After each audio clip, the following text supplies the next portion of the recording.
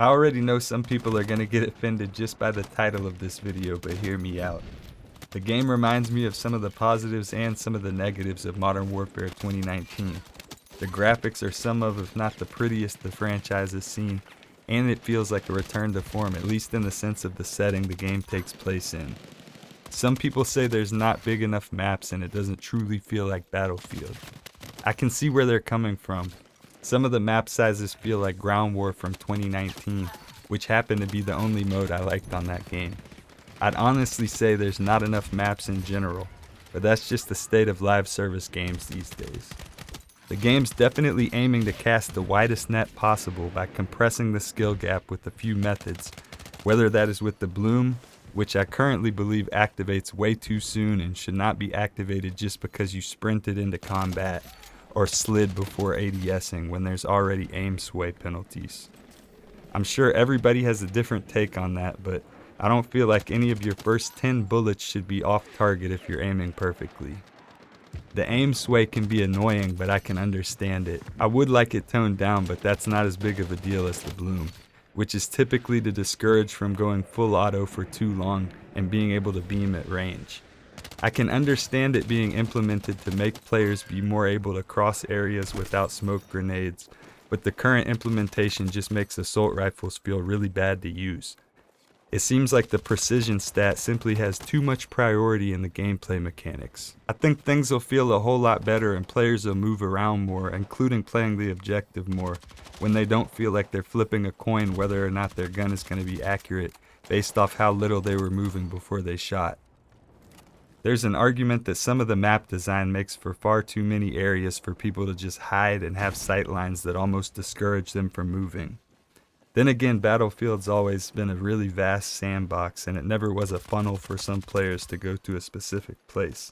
That said, sometimes playing against enemies who don't even go to the objectives at all and just give up complete map control while hiding are just as unfun to play against as playing on a team where you're trying to move forward on the map and everybody's just hanging back scared.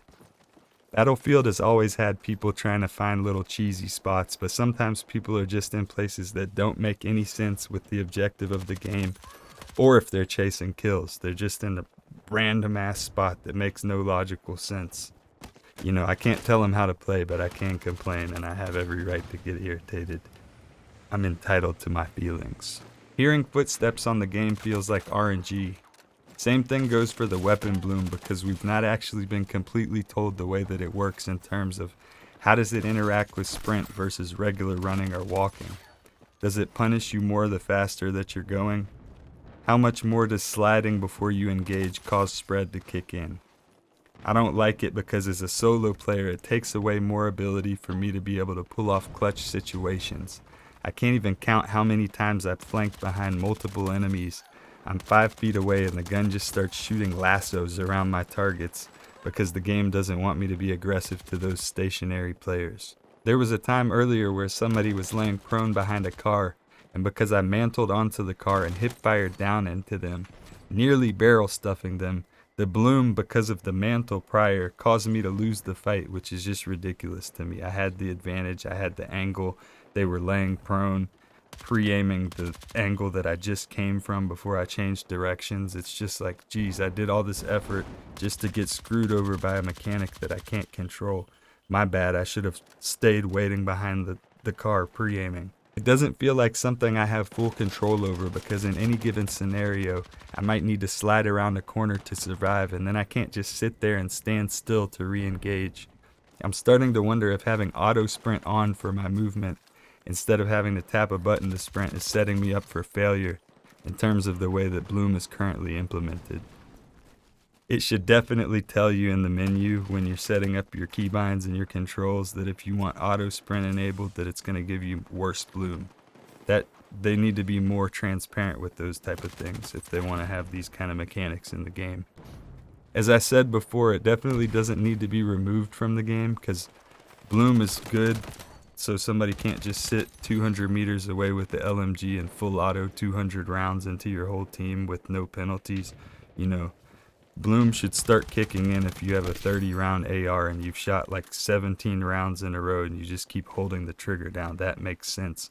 But it kicking in within your first 5 shots just because you sprinted around the corner and jiggle peeked, that just feels bad.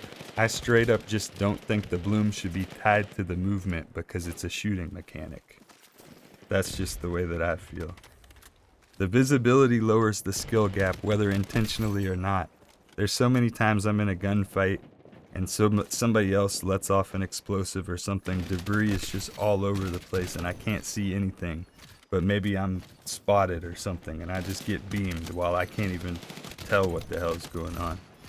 You know, majority of my deaths in general are from people that I can't see who are just prone on some ledge or something, prone on the corner, prone, you know, just in a weird ass spot that doesn't make much sense. You know, maybe it makes sense to them, that's how they got me, but shit.